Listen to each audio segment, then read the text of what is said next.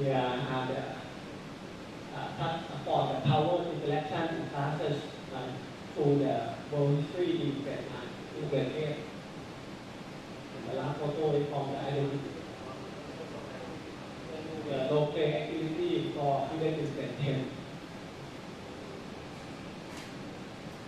After we go to we was invited to join another project, like a second phase. We invite people from museum to come and go together with museum and school. So for this extended project, we have 4 schools. We have 9 schools and 5 museums together to develop the learning activity based on the ASEAN learning and integrated concept of teaching within the activity. So they plan together and they allow museum curator to come to school, bring some objects, and set up like a learning activity in school. And at the same time, in many museums, they invite teachers to bring their students to the museum and program in museum and as teachers. And like to make a linkage between formal learning and informal learning, school and non-school education. And for this time, I would like to pick up one of the teacher that we developed. His name is teacher Thanawat Tuatma. He teaches in National School. After he passed all the process, he tried to develop his own lesson on history integrated in teaching. Here is the learning indicator for the social studies history class on the grade 9. He tried to mapping the learning topic and set up like a learning unit, provide 8 units for this course on the world history, comprised of epidemic, food, revolution, war, violence, peace, and cooperation, labor movement, and color people. And he tried to mapping the learning topic with the key concept of the teacher and develop a lesson plan. We observe this class and support this learning pathway in the form of the class on the history, women and black history, movement in 20th century. We touch upon the story about dark history in many societies, like a dark history, black history in America, revolution of the families, and also touch upon some sensitive issue about white and color people in US. Within this unit, we try to move up concept of historical empathy or motivation, and also link to the case of the Southeast Asian country like Cambodia. And at the end, we try to link to the Thai society. What about our dark history in our country that we try to hide up? Here is for the geography and civil education economics. Mr. Thanawat developed many classes and lessons related to the teacher. They start with the cocoa. We learn about the drink, cocoa drink, chocolate drink that we drink in school, where of course, based on the world history. And we learn a lot about our global culture in the school. When in Thailand now, chocolate drink is not too popular like coffee, but the climate change is impact to the coffee plant. We try to promote more about the cocoa, and Thanawat try to promote concept of the teacher where the cocoa unit. What about the labor and food in the free for the cocoa and import export to many countries? Talk about the quality of the labor well-being. And here about the pear, the type of fruit that we can buy in the supermarket, but where it comes from? Most of them from China. Who is the one who do the import export for the pear? And here the game part for the human rights. He developed himself to use the game in the classroom. Simulation game by that game. And here is a discussion about the same-sex marriage, the marriage between people who are from the different beliefs and religions. Students can choose, agree, disagree. and why. That provide a safe space for discussion. Some photo from this class. So he set up like a line, right? Agree, disagree, and why. Point for this issue. And another school teacher from Benjamin Rashalai, teacher Phone, Jokan he said through the controversial issue, like in case of Nazi culture. In Thailand, many years ago, we have got one drama from newspaper that school in Chiang Mai have a sport day, and they set like a color team, right? The red team, they have to set the parent, and they dress like a Nazi. So it's a conflict on the social media. We discuss a lot and we complain about students ignorant of the Nazi. And this is what try to pick up this case and discuss in the classroom. How can we respect what happened in the free about the Nazi and the Holocaust in World War II. And also he touched upon the concept that the issue on the same-sex marriage in Thailand, LGBTQI+, right? And Pride Month, and touched upon the K-pop. From that team, many cases to discuss in the classroom. And the another school teacher, is a teacher, he teaches in Son Kenjawaku. He developed the unit on inclusivity and allow students to do the field work and develop their urban plan, implement the technological skill, and implement the concept of environmental science to replan community. And finally, they have to set up like a quick video production to present their own idea about how to can replan our community to be more inclusive. After the COVID-19, we have more time to do like a on-site training workshop in the school. We want to be the team for the UNESCO Bangkok. They set up the ASD network, teacher training on the teacher. We work together with our teacher develop the training course to the teacher.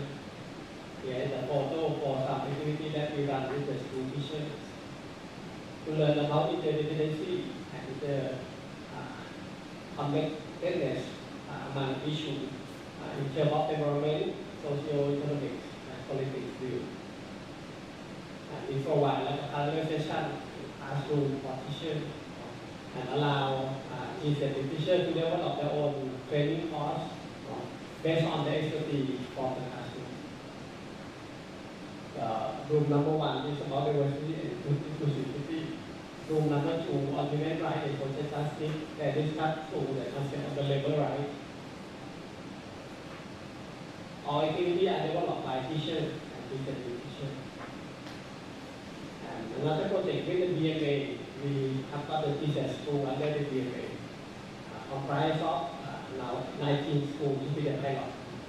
And we have got 3 educational supervisors in the process. We also run the same structure of the training, and for the parallel session, by different for the last one. We were supported by FCU to scaling up from 30 schools to 50 schools in next 2 years. We have a big plan to scaling up. And before we scaling up, we have to set up like a network among teachers and educators to support. Here, the last activity that we run in Laos. Yesterday, I just got back from Laos. We ran the workshop for teachers and educators in Laos. And in this southern part of Thailand, where more than 80% is Islam with community, we was invited by UATP to set up like a learning platform for teachers to implement systems in school. So we recruit 30 schools, 90 school teachers, primary and secondary, and we work together with the team from Yala National University, Teaching College in Yala. They have the same background with the teachers, and we run the workshop and allow them to develop their own lesson plan. And we set up like a PLC day to come and share some idea about lesson plan before they implement in the classroom. Here is a photo from last May. They come before implementation of the GCSE lesson as a chemist. And after that, we visit their class. They have the idea to integrate the GCSE in many approaches. This one is called the They set up like a integrated in different levels. For school year 1, they learn about tourism. Year 2, multicultural. Year 3, they learn about landmark in Italy. Year 4, about festival. Year 5, local wisdom. And year 6, about the performing arts in the school. And the project and camp. And we follow up the implementation of the GCSE class. This only forms Saibury Salam India. Saibury Salam India. They have got a lot of the outdoor activity in the community. Students do the oral history interview with people and learn about the product that produced in the community and sent to many big cities like Hat Yai and cross the border to Malaysia. And we do some class activity with some schools here in Narathwada. They implement the GCSE concept through the science class of primary 5. They learn about watershed. They created paper like a watershed to learn about the fresh water and how each area of the watershed connect together, like a concept of interconnectedness with the GCSE topic. And last but not least is one project on ICH in northeastern Thailand that we provide the workshop for both Lao and Thai school teachers. The first workshop in Udon Thani and the second workshop in Vietnam. They come back with the lesson learned from their practice to implement GCSE in the classroom. We try to summarize the learning of the implementation GCSE in the classroom to 3 approaches for the GCSE. Learning about, learning to act, and to enable citizenship. They cover political domain, socio-emotional domain, and social.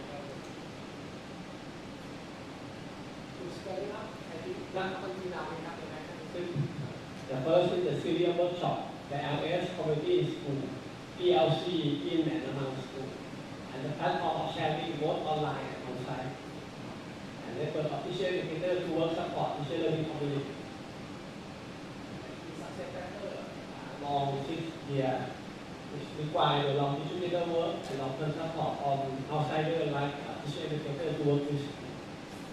And the recruitment, the lead teacher, we have to recruit the right one to be the leader in this school and make the linkage between school in the same provinces to support each other. And provide capacity building program, develop the network of PLC, and allow them to do contextualizing pieces into their own context. And we have got the mechanism to support the GCSE by and we have the link between E-system from classroom to whole school and among school and between regional in Thailand and cross the border to other countries. What I try to do more, how to make a linkage between teacher development, teacher preparation, and teacher educator empowerment. So that's why now we have got the network among teacher educators comprised of, I think, 30 together up to now. And we have got the workshop last year and last 2 years, and connect them to school team. They work with school to support school events at the school level, and they do research together. Last 2 months, we invited the team from TCC Malaysia to come and for training with our teacher educator in the Deep South. And here is a capacity program for the teacher in many faculty application in different universities, online and also on site. Okay. Last year, before we opened the school, we run our activity on Zoom and streaming through the Zoom meeting application. And we use the Facebook to communicate with people. And the case of implementing GSET at the school in Chontenan School, in the GSET teacher forum in ASP network meeting from July, and the last forum is from last December. We invite to Japanese teachers and educators to come and share about their experiences on GSET implementation in school. And we provide GSET webinar. And back to my university, up until now we have got the course. We have an elective course on the GSET for student international education. And we have got the course on GSET for peace and sustainability. Yes, the course description and provide a hands-on activity in different students there from year 1 to year 4 can register for this process. Use different kind of activity, different topics to promote the global citizenship and PCE.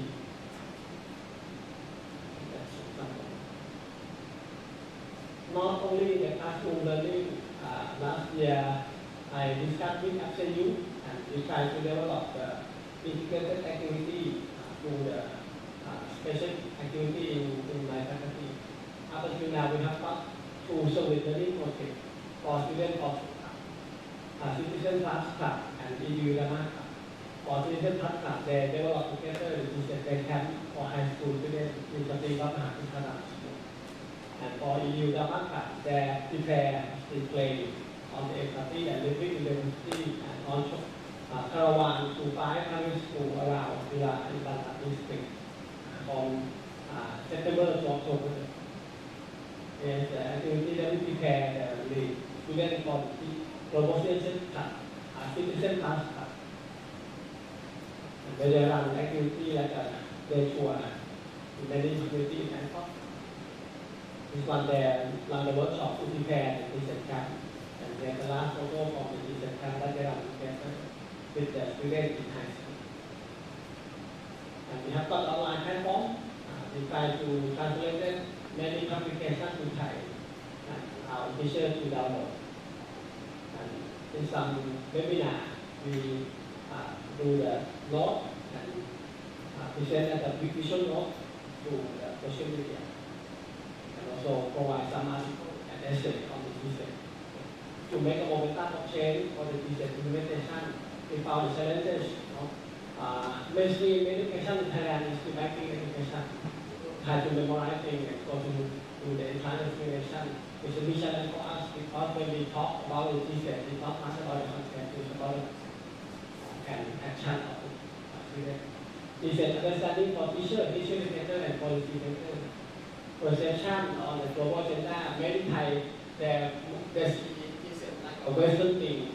It's not a it's no need to set up like a new thing in the school, like a conventional way of thinking or the education. And in Thailand, this is quite difficult because the socio-political circumstance up until now. We have got the democracy retreat and the fight about concept of the human rights in some schools is very sensitive issue when we talk about human rights. And national policy support, and the last one is why the national step for implementing GSET is to be prioritize in the university curriculum framework next year. We have the big project of ASEAN to support 3-year plan to develop the GSET integrated education curriculum framework. Scaling up to the teacher education institute and teacher learning community in the sub-regional level. And we have got the collaboration plan among ASEAN GCC, and now we have got 6 GCC in Southeast Asian countries. In Thailand, Malaysia, Philippines, Indonesia, Cambodia, and Laos. We have a plan to run together to workshop, one in the south part of Thailand, work together between Thailand and Malaysia. And another project with the GCC lab provide a workshop for teachers in the northern part of Thailand and northeastern part of Thailand, and also allow teachers come across the Mekong River to attend the workshop. And we have got the Facebook to communicate with many teachers. Thank you very much.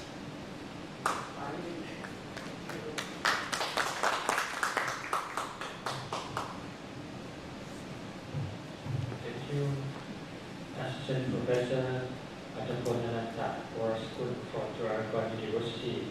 And next, let's move to the question and answer discussions. May I invite Professor Song Yong-Jit from Seoul National University, Korea.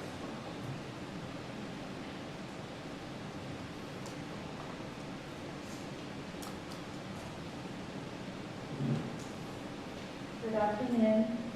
Actually, I'm not a professor. I'm a PhD candidate from Seoul National University. Thank you. Sawadee-ka. I'm Yong Song, and my research interests are social studies education, citizenship education, and multicultural education. It's a great honor for me to have this opportunity to discuss your presentation, Dr. Atapon. And I'm from oh yeah, is it correct? Oh. Actually, recently I participated in a collaborative study on global citizenship education OICIS in Gyeonggi-do, which is the largest province in Korea. And I analyzed course education OICIS in Gyeonggi-do on global citizenship education. And I found that we focus on cultural diversity, human rights, and global citizenship itself, but some of the important elements of global citizenship education, such as sustainable development, peace, and gender equality, are not sufficiently covered. Yes, so I want to ask the visit how some schools pay attention to sustainable development and highlight it more as a major educational topic than Korea. I think it would be better to understand if you could explain the context. Was there any special event to emphasize sustainable education? And I also found that Korean teachers think their expertise and autonomy are important for effective global citizenship education. So professional and autonomous teachers can reorganize and practice the curriculum given their school level, subject, student population, region, and school characteristics. The case we introduced to us gives clues to how Korean teachers can integrate their global citizenship education into their classroom. Once again, thank you for sharing this so much exciting cases on global citizenship education. Kokunka. In case of Thailand, because I think last year we promote concept of ASEAN integration, so we do a lot about the cultural diversity is to teach them. I think many school teachers they have the idea to do that. But for the SD, because it's like a priority for the government to do like a field school, SD school in Thailand. So they see the possibility to mix together between ESD and teacher. So you see many schools like a short school, they do inclusivity in terms of mixing between ESD and teacher. There are a lot of the topics in the curriculum, so it depends on teacher who teach up. Case that I report to you is on the secondary school teaching. So they have a strong content about the SDG or something. So it's easier to them to do on it.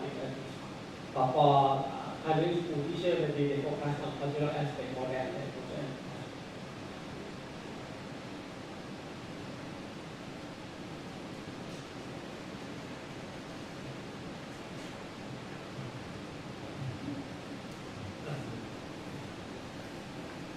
Next, do you have any question on the topic integrating global citizenship education into school? Or you can share your idea about this topic.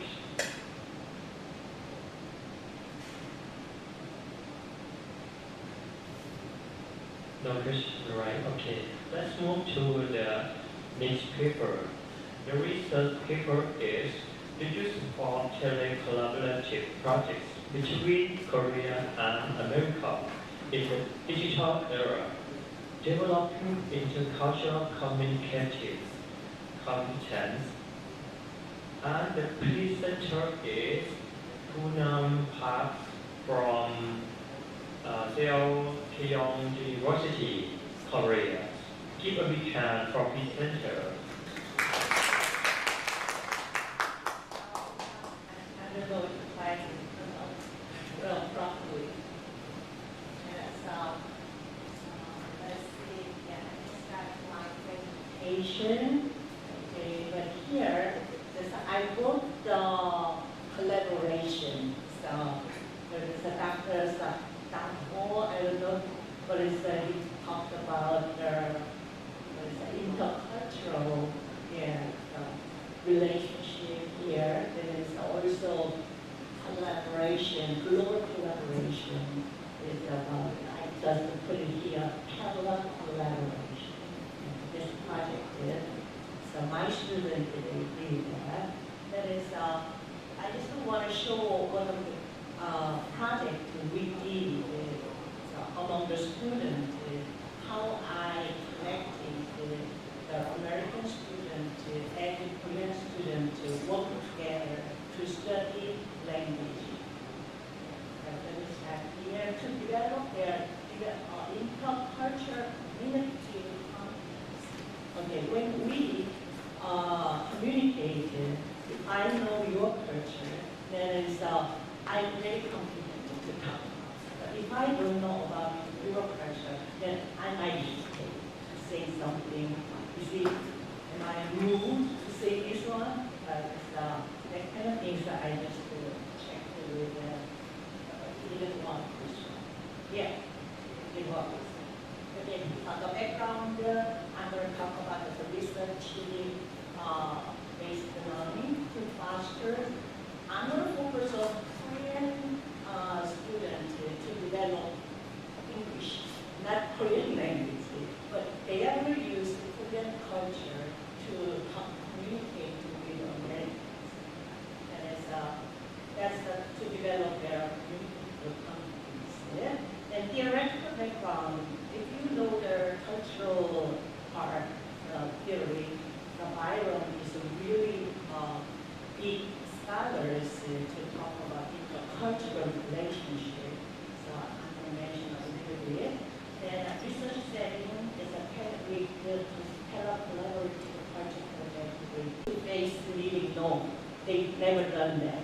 But through this one, we see how globally we can connect it and communicate in the digital app. Okay. The findings I'm going to show how it was very effective to utilize this. Okay, different platform, but definitely during the pandemic, all of our educators, we used Zoom to deliver our teaching, also our content. The students today are involved with to study this one, but also international learning will be supported by enhanced technology. So you know that cutting-edge technology is making it easier to deliver our lesson or our teaching. Also, collaboration is an important theory approach to intercultural learning. It's not just about my country, so we can communicate about the global issues or global things through the two countries. There is, of course, not just two countries. If the meeting goes together from different countries like Thailand, Japan, other Vietnam or other countries, we can communicate from the different countries. Then we did a project to Laura. Sorry. Why is it? Yeah, okay, it's okay. Then it's here to develop their intercultural competence. We show that with a real world test. It's not a skill, this is a practical test in this classroom. Okay. Then next one. Okay. This one is not just a theory, and I'm going to show you about my conclusion of research, the methods that he mentions, the use of learner's source culture. When they talk about the global issues, so we want to know is that your experience, your solution about the topic. Why do you think that is a problem from your perspective? Then we just collected all the ideas, and then we did some solution. That's the way we do it. Okay? Then your source culture is important, and that other culture. Okay, this one is assessment is by the. This is not a statistical approach. This is ethnographic method I used to analyze the process, how they did through the collaboration. And so basically the idea is, okay, I'm interested in your culture. That's the first step, so we can get together. Then later, to develop, extend the knowledge, they need to do research. Okay, I'm interested in your idea. Okay, then bye-bye. That's not the way to develop your knowledge and your thought. Then two groups from different countries they got together. Okay, I'm interested in your culture or the topic. Then what do you think of these things from your perspective?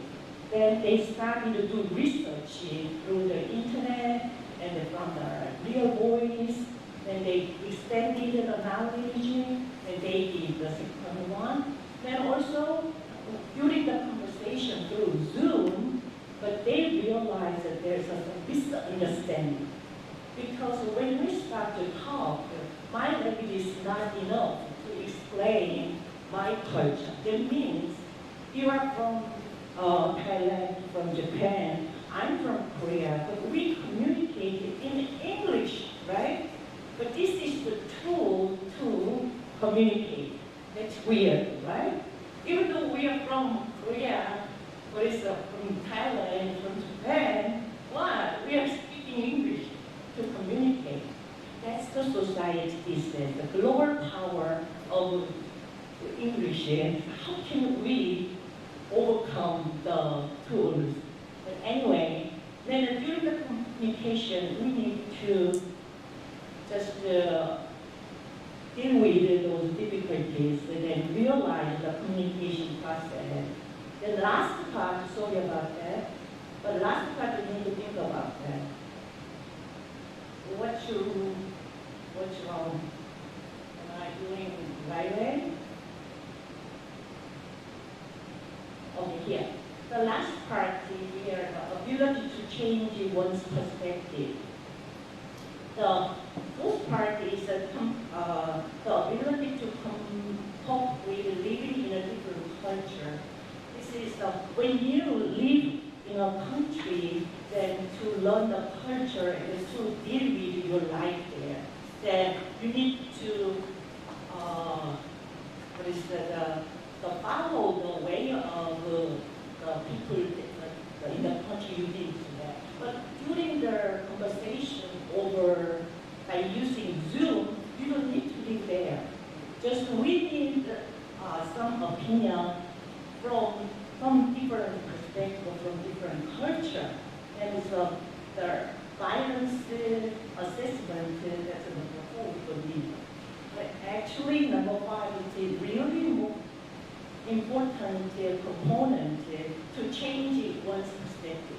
Okay, when we started to talk, what do you think of this kind of violence? That your idea, my idea, different. Then I learned it from something from your idea, your perspective. Then I changed my thought. Wow, that's the way, another way to solve this problem. Then I analyzed something to solve the problem from your perspective, that I reflected on that. That's the way we can learn each other from different perspectives. This is the cultural differences we can see. So here, just I'm going to show the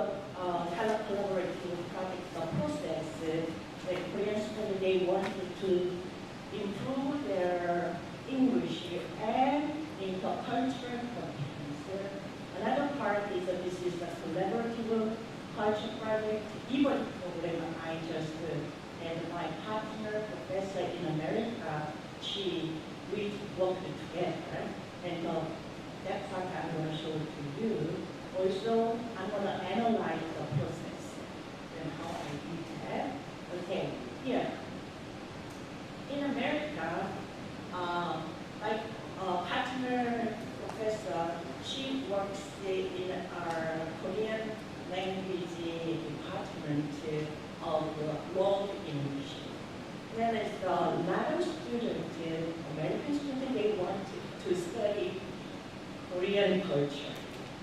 They are crazy about Korean culture. K-pop, you know that. Also Blackpink, BTS, everybody from the world these days, it's a kind of idol, K-idol or something like that.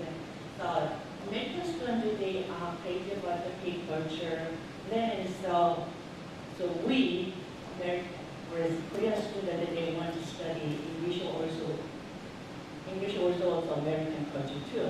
In my class, I just offered the project. Then she asked me to get together through Zoom and to know about each cultures. Then the first group, they talked about the topic one.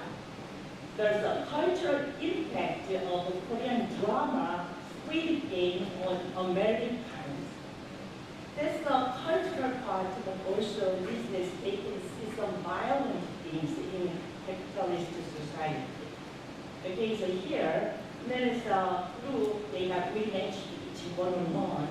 Then, so they started to learn language, also different cultures through Zoom. They met 10 times during the semester. Then they talked about their similarities and differences between cultures. Of course, they used English and Korean, not just English. That means American students wanted to learn Korean culture, but they are beginner. Level 0. Level 0, that means what? I'm not confident to speak Korean language. But Korean students, they belong to English department. They're English majors. We've been studying 14 years studying English. They are not the best. They are not advanced, but they are still not confident in speaking, but we are good at testing English, getting tested on examination, but they just want to practice their English in speaking, not just written. Then they make it. Then the first group, the group 1, was the participant, the student is, there's a Korean, I just put it there, as a lead. E, but is 23rd, she's the 30-year student. Also, Macy M stands for Macy, that one is a 21. She's a psychology major. Then she was wondering about some psychological things from the video, the Squid Game. Then group 2, there are a lot of groups, but 18 groups, just the 2 groups I put here to show the process. Then it's the 21, and also Stacy, as in Stacy, she is 35 years old. Wow, university students 35 years old, but it's in America, you know that. So the range of the age when they want to study, so when they got married, after that they want to come back to school to study more. Yeah. But the kind of cultural things they showed in terms of age. Then they talked about the tech culture, Korea versus US. The tech one is I can show the picture later. But 2 projects they did that. Of course, data I collected the user set reflection video, recording individual interview study video. So all kind of things they did. here's the process of doing the evening project. Okay? Then week 3, during the semester, through Zoom, we met. That is, before we met, each student, they make their own video to introduce themselves. Then each student, they can see who can be my partner to do this project with.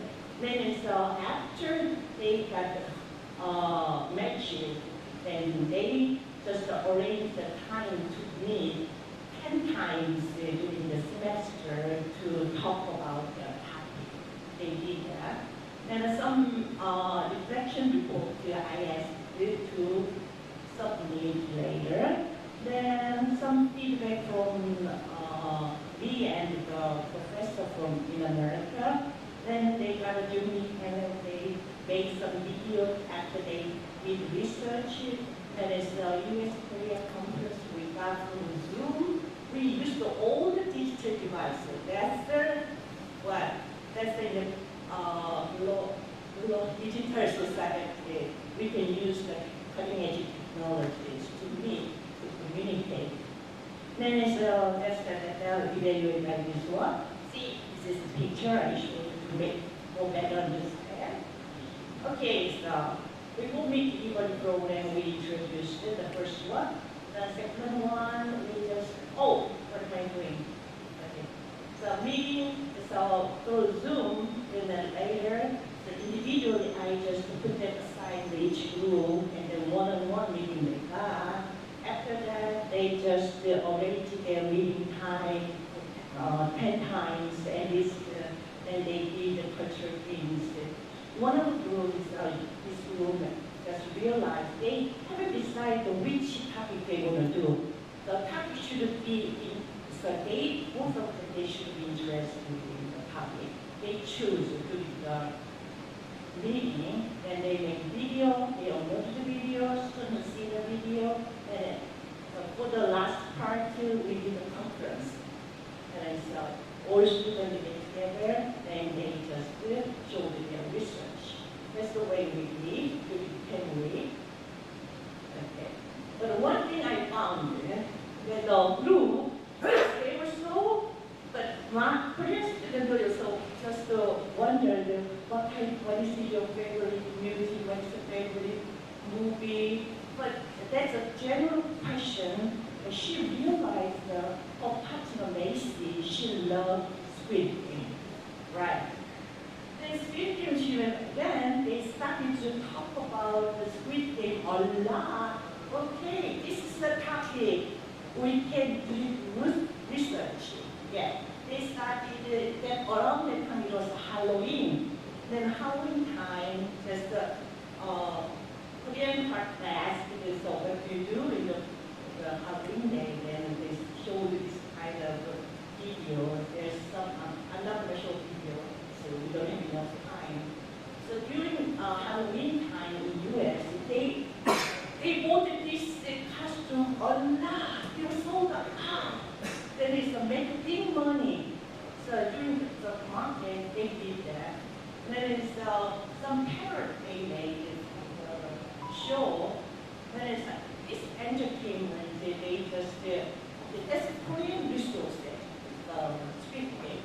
But they started to talk about how the drama, the Squid Game, is have influence on the Americans.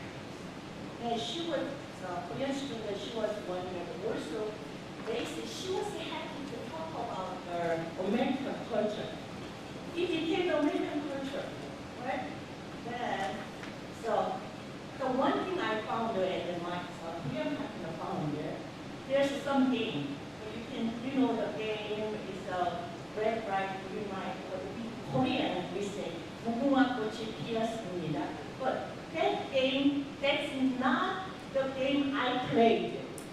It was our ancestors played that game. But suddenly in the movie, it showed the game. That means it's not Korean traditional game, but later my ancestor brought the game. Oh, this is Korea. That's not Korea, I mean. Okay, then another part, but so I'm not California training, so I'm sorry about that. In the middle, there's a triangle, square, circle. There was the sugar candy. But that part, a long time ago, I did when I was young. But nowadays, children, they never play they kind of eat that one because that's bad food, not nutritious food. Then our parents said, don't eat it. But suddenly in the movie, that one is popular. Even in America, they did that one, they sell. They sold that and they make money. Can you believe that? This is Korean culture. But the movie made a new Korean K-culture. It's not a Korean culture, K-culture they made, as BTS or Blackpink they made. Think about that BTS. You know BTS, but I don't know about them. You know, I'm not an army, but I know BTS, but I don't know each member's name. But foreigners, also young generation, they know that each of their names. I don't know, I'm old generation. But suddenly it became a K-culture, K-pop. I know I live in Korean culture, but in the world, K-culture, K-pop is so popular. That means, oh, I have to study again to explain K-culture. I have to study BTS to talk about K-culture to foreigners. BTS, I studied it. So one of the members, Kim Namjoon, he's a famous guy. But before I talk about the Squid Game, I didn't know about that. Yeah. Also, think about this, one of the K-pop Gangnam Style, you know, the dance, right? Then my foreign friend, she brought it to our meeting. You know what, you know the Gangnam Style? What? I don't know. But at the time, really, I didn't know that. But the Gangnam Style, it was popular just from the lower world, not Korea. Then that song came back to Korea, then I started to love. Yeah, the cultural things is quite weird, but anyway, those things it happened. Then, two students, they studied about this from positive aspect to a negative aspect. You know, some of you don't like to see Squid Game because it's a lot of bloody. The love of money is causes a lot of evil things, right? But it's then two partners, they talk about it, the bad things and the positive things. Also, they talk about the social issues. What? Okay, so some mothers, they don't, in America, they don't want to see their kids to see that Squid Game because there are a lot of violence. That's good, right? Then it's psychology. They talk about this kind of things. Even they study, oh, I like Squid Game. Okay, you know, how is it impacting so the Americans? Then they talk about some negative things, social issues, some violent things, some good things. That is, they haven't to really be careful to show them to their kids and so on. But you know why Squid Game is popular in the world? There's a capitalist society. We should face it to make money in those things that it issue. That's good. That is all people from different countries are together to talk about those. That's a social issue, social. We are global citizens. We need to talk about art. Then anyway, so realize there's two partners. They just started just BTS, Ariana Grande, also some costumes to jumpsuit towards Squid Game. But Korean partner, she realized, oh, there's a difference between Korean culture and K-culture. Yeah, K-pop. Then, oh, my friend, American friend, knows about Korea in a different way. Yeah, she knows the Korean culture. Also, she lived in the Korean people. Her friend in America, she knows the Korean culture. That's the K-pop is Korea.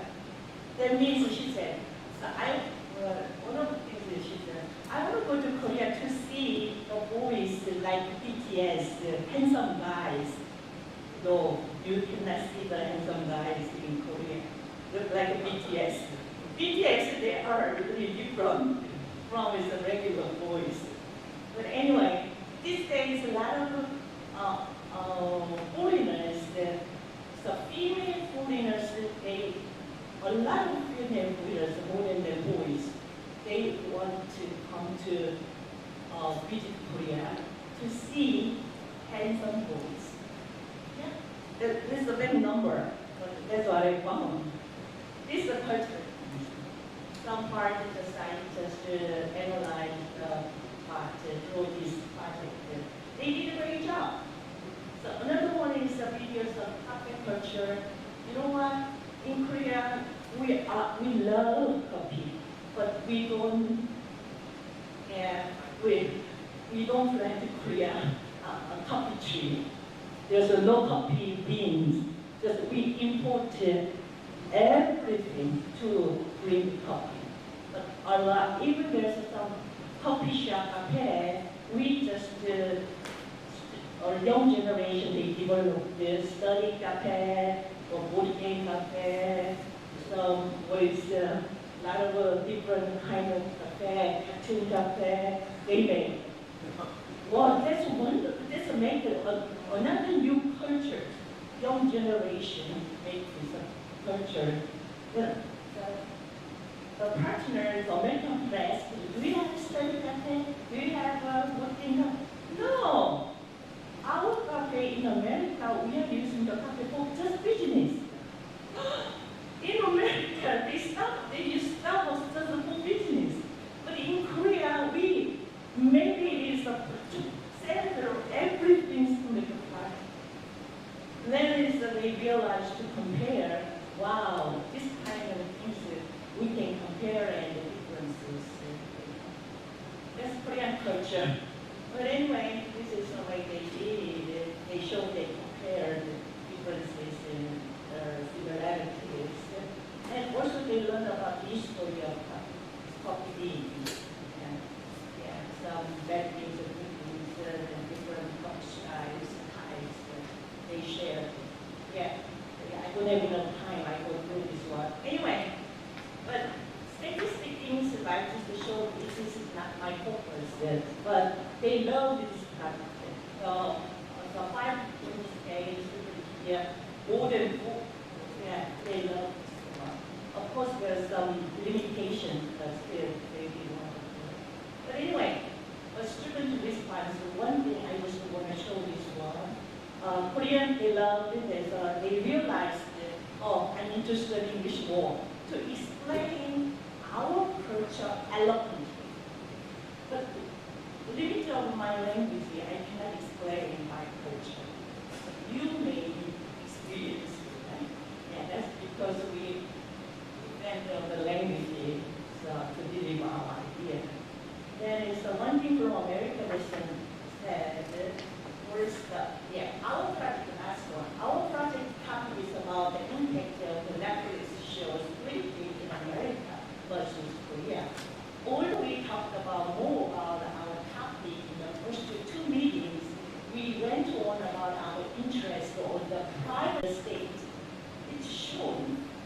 We both thought that it was inconvenient because how will people know who to look for if they don't know the face of the threat?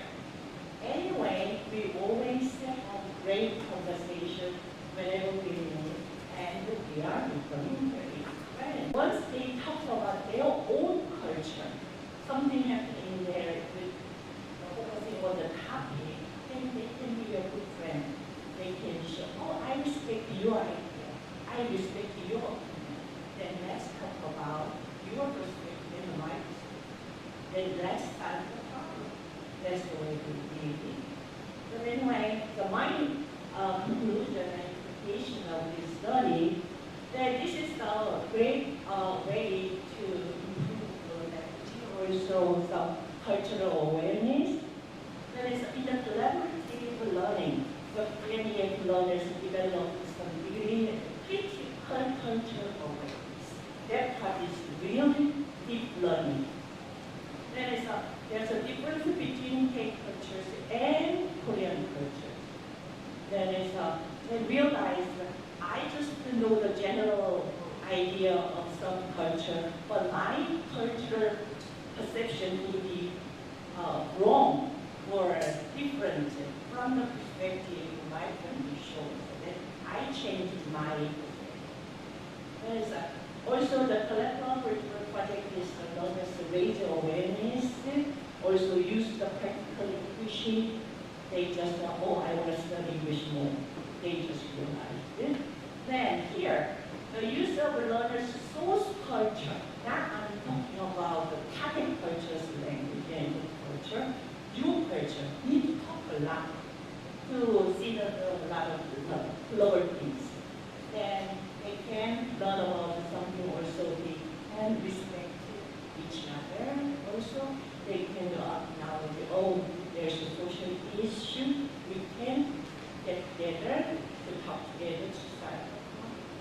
That's the way they do it. So I found it very well. Then basically, so even in the textbook, we need to put your own culture's things in English book. Yeah, in Thailand, in Korea, we are oriented to learn and invest to English. But when you try to improve your English, talk a lot of your things, your source. Then also you can let your partner to talk about their culture and it's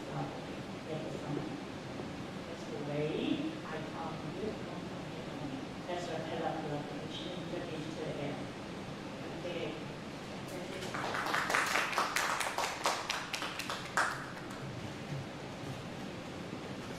Thank you so much, Professor, for sharing developing intercultural communicative competence. I like, especially Korean culture. I like dancing Gangnam Style so much. Yeah.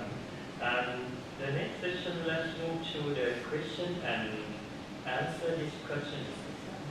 Yes, may I invite Assistant Professor Atpun Anantawarasun from Srinakarinwirot University, Thailand, to ask the question and share an idea on the topics. The use of telecollaborative projects between Korea and America in the digital era, developing intercultural communicative competence. I very appreciate what we have done with the students to support their learning. When we talk about the intercultural learning, it's very challenge because when we have got the face-to-face, it's more easier. But when you do the teleconference, what your challenges? To use the teleconference to make a linkage between two people from other side of the world. Because when we run the activity that they have to join the same activity, the same place, we can guess the meaning of the language. And when they have to do themselves one by one, they have to do some feedback. It's difficult for them or quite easier to make a privacy thing between two people. Yeah. That part of it is actually at the beginning we were worried about if let them direct their learning. It's not easy because they are students.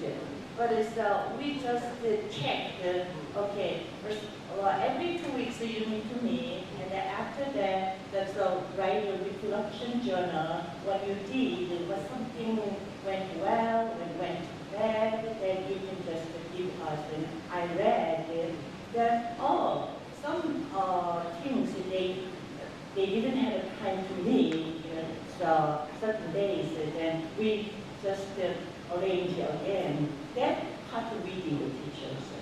And the private thing, we never ask. Some teams, they just ask, oh, we don't know how to find the copy. Then we get some idea. That's the way we did.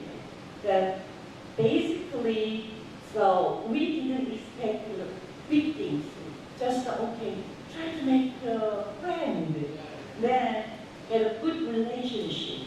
Then once they felt, oh, she respects my culture, I respect her culture, then they started to get really good relationship to talk about a lot of different things. Then you can believe your student. Yeah. Private things we don't want to touch. Yeah. Very appreciate your answer and so that your class will do exactly. Inquiry together through the telephone. Strategy to provide them the privacy time together because when they are on Zoom, one by one is more safe than in the big group on Zoom, right? And I do love your strategy to allow them to pick up one small topic that they share the common interest and with elaborate more about the speed game.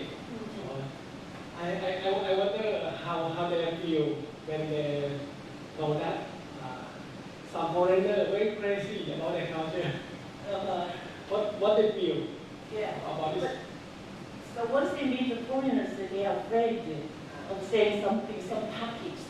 But that part, but we respected, but at the beginning they said, some misunderstanding, we need to talk to each other. So that if we found that part, then we should be very tolerant to each other. We can sort of say that basically respect other cultures. Just we gave some guidelines that also try to listen to what your partner said. That is the most important. Yeah.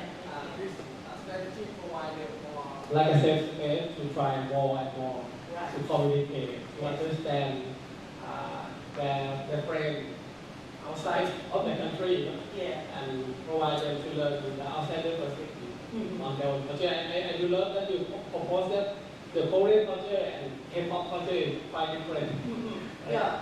Even I hear the Thailand culture, I assume totally different. I found this street. It feels like when we talk about Tom Yum Goong in Thailand. Tom Yum Goong in Thailand is have our own taste, right? But for the foreigner, Tom Yum Goong is totally different taste to Thai taste. And I think it's very interesting because we can learn more about the outsider perspective. And their interpretation about one culture. It really shows the power of the learning language, especially foreign language, to be the medium for us to learn from each other, communicate from each other. Thank you very much for your wonderful work and this inspired me. And I also have got the GCSE class. Maybe next semester I will share with you, allow my students to learn with the foreign students. Thank you very much. Yeah, this picture I just want to show is that I found the song from video on the internet. Yeah, I don't know. Really? Yeah, when I learned, I tried to learn yoga. Yeah, right there. We made a big money. Thank you. And for participants, do you have any questions on the use of collaborative projects or developing intercultural communicative competence? You can share the idea and in these topics.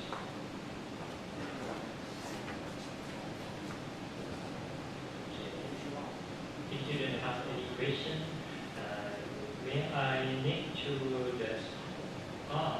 the next section takes a break, right?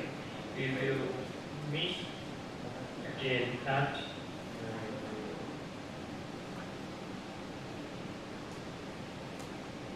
around 2:50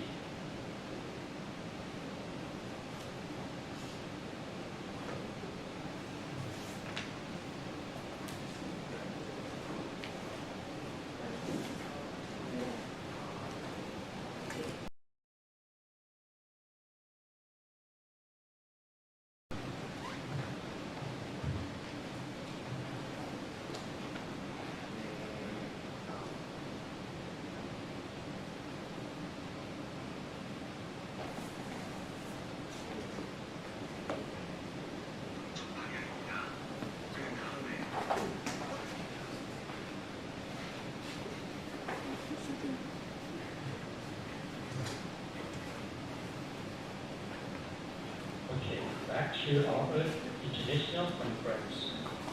And the next research paper is Learning Global Issues in Elementary School English Classes in Germany.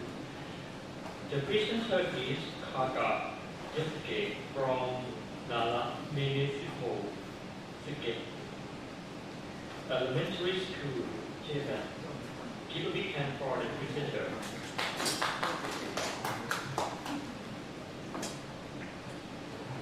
Hello. 안녕하세요. 사와디카.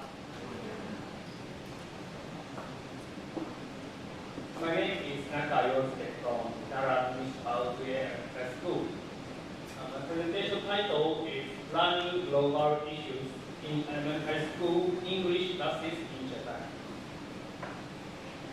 I would like to present a case study of Japanese elementary school to see how global issues are being treated in English class.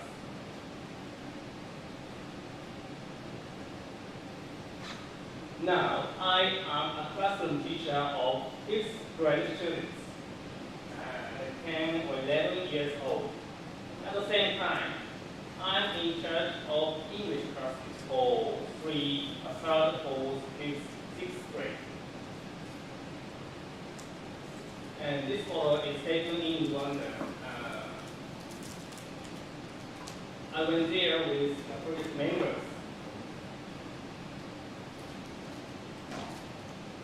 Before my presentation, I want to introduce the English lesson in Japan elementary school. It is divided into several parts. One is language education. It includes communication with English, for example. Good morning, how are you? What are you like? I like some vacation where did you go? I went to sea, something like that. One is international understanding education. It includes global issues. And today's topic, first, water, and second, first, I want to talk about lessons on water.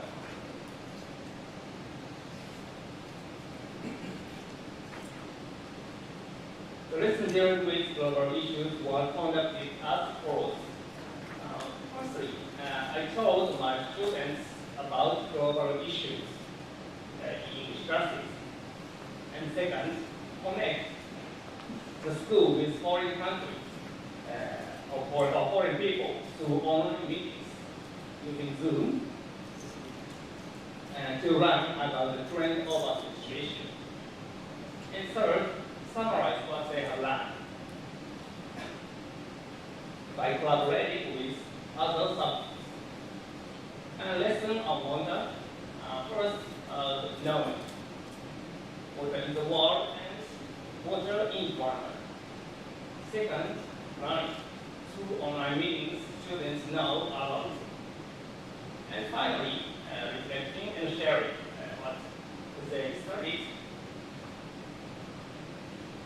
Before the lesson, I have to know what my students know.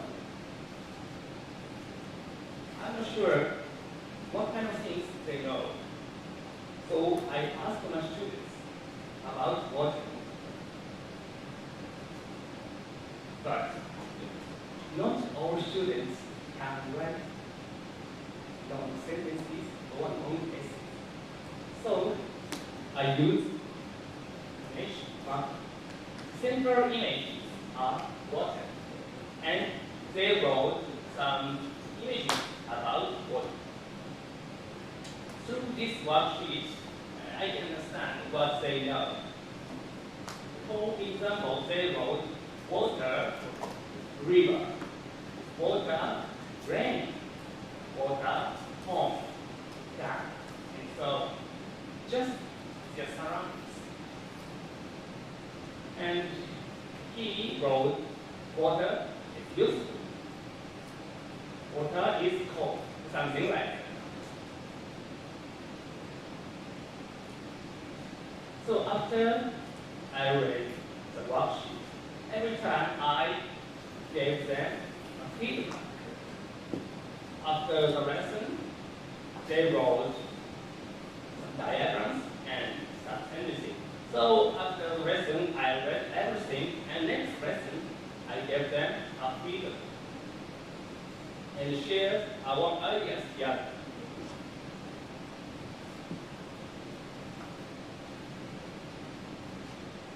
When we think about global issues, I think it's very important where the country is.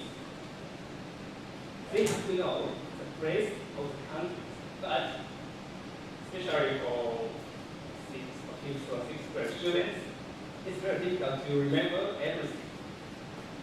So every time in English lesson, I use word maps.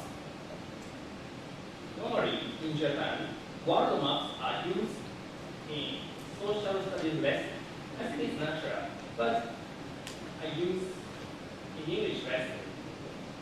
The way is easy. I open your map and stand at risk as a student stand. And okay, today's thing is after the research goal 1. If they find the country, they can actually see that. And these maps are so colorful. So after that, what is the color level? And as they answer, for example, the color is pink, something like that. It is also the study of color. Through this activity, children got to know a lot of countries.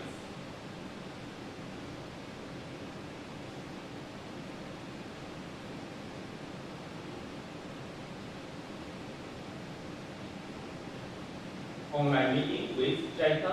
JICA is Japan International Cooperation Agency.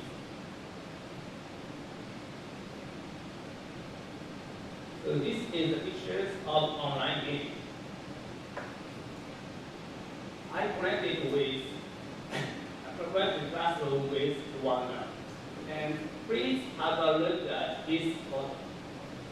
This is a 20-kilogram bottle, the same weight as people in Rwanda carry every day. So on the meeting, I prepared this bottle, and my students tried to lift this 20-kilogram bottle. Yeah. Because it's almost impossible to lift the water bottle. So they were so surprised to know people in Rwanda carry this kind of heavy bottle many times a day. In addition to the meeting, I asked the staff in Rwanda to ask some questions to my students. For example, how are you? What time is it in Japan? How is the weather? Something like that. Maybe, I think it's also the same in Korea and in Thailand. In textbook, English textbook in elementary school, there are units about greeting, how are you, weather, how is the weather today, or time, what time is it? But it's just a textbook. So through this kind of meeting, and people in Rwanda ask to my students, what time is it in Japan? How is the weather in Japan? Now Rwanda is saying, how is the weather in Japan? So my students try to answer in English. So I thought this kind of activity, this kind of activity, students motivate a lot. And I try to ask some questions to one another. So through the meeting, there are many questions to the students. So I asked my staff in Rwanda to answer some questions from my students. The students were so happy to know how they see the worksheet. Fourth grade students, they wrote some pictures themselves.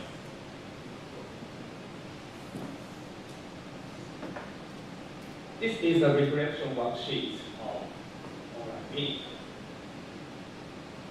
Maybe 6th grade students, but I think they wrote a lot. Yes, some of them are not good at writing in sentence, but I think they are doing well.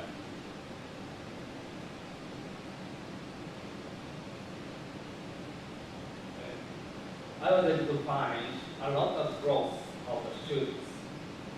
For example, before the lesson, she didn't know what happens in the world. But after the lesson, she realized that there are many problems about water shortage all over the world. So I should not waste water. And she never thought about water problems in the world. But after that, she knows a lot. And when she finds water is flowing from the tap, she tried to stop. She changed her mind after this lesson. This is the calligraphy lesson. Do you have calligraphy lesson? Do you have a So this is character means water. And after writing water, here is the message of each student. So all students wrote water in kanji, but message is totally different. So the contents are totally different. That's all my part.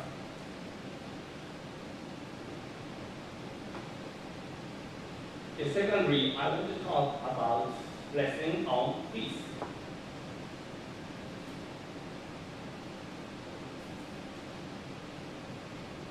First, knowing. Second, learning. And last, reflecting and sharing. On this lesson, I treated 3 countries: South Africa, Rwanda, and Afghanistan. Firstly, I talked about these countries in my lesson.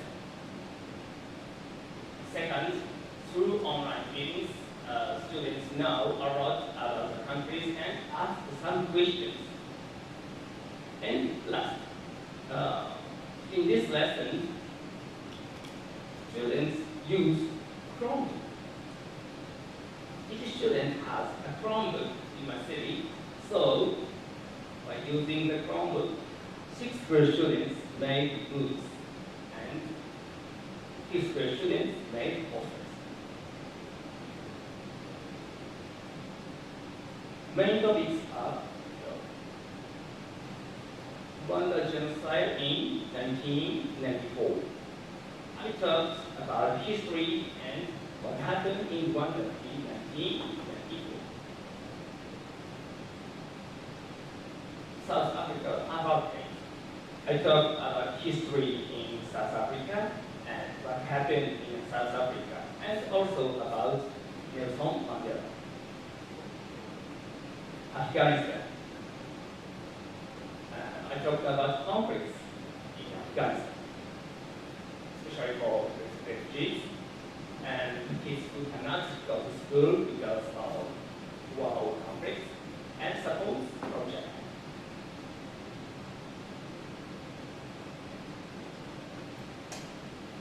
On this lesson, I hold 3 online meetings.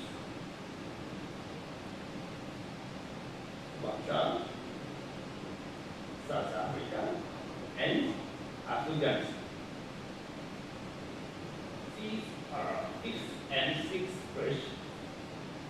And the contents are quite sensitive and quite difficult to understand in English. So, she is an interpreter. So, of course, the students try to listen in English, but the content is very difficult. So, interpreter helps a lot.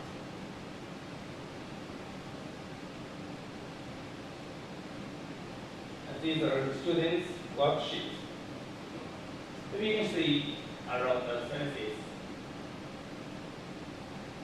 on this worksheet. And this is a reflection.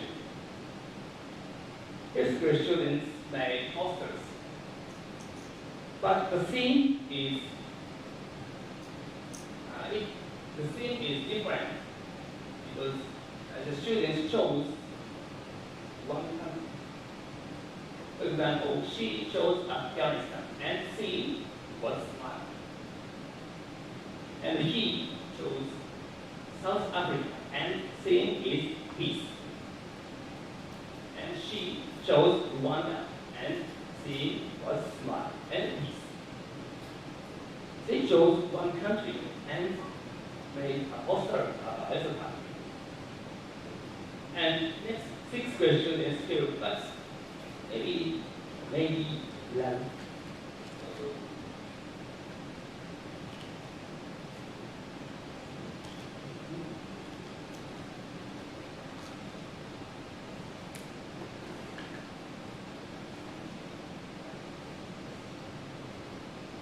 Okay, this is a movie about students. She matched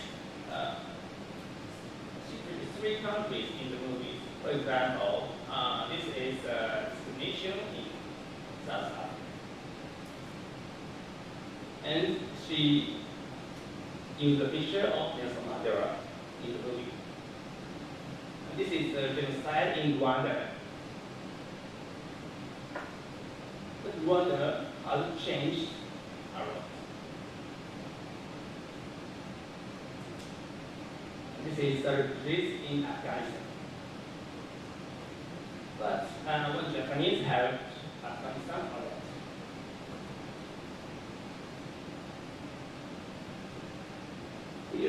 Here kids, so maybe there almost nothing to do, but she wants to help each of those students. So what can we do now? So she made this movie using the knowledge of lessons.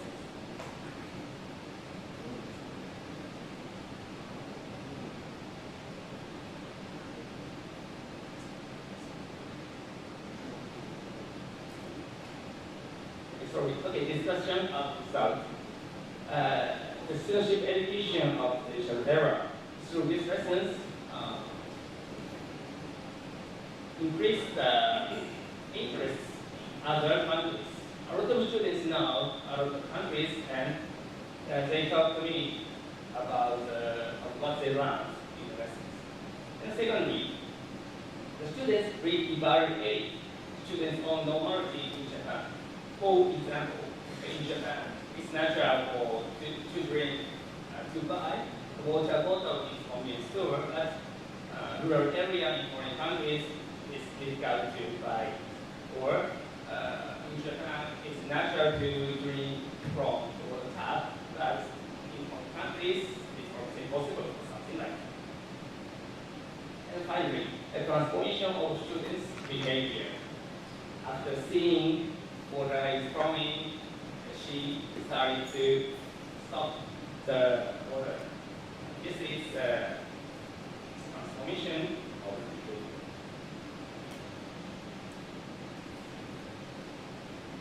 Thank you for listening. 감사합니다.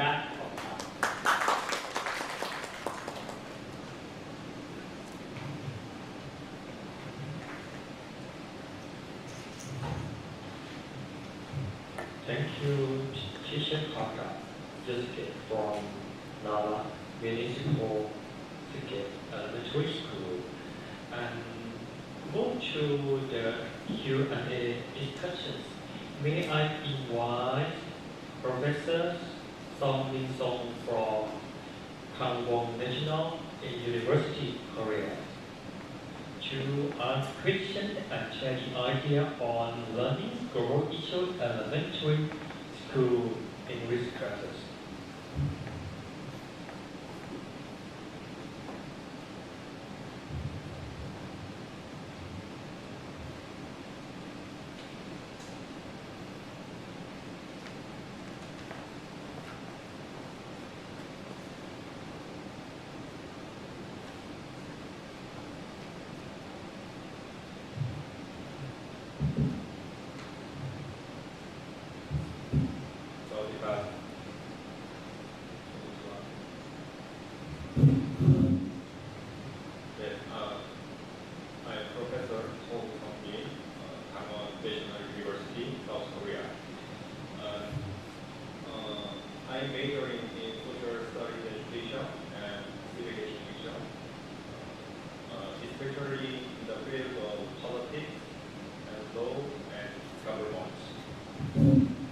I'm very happy to discuss your presentation, Dr. Naka. Yeah. I would like to talk about the significance and importance of this study.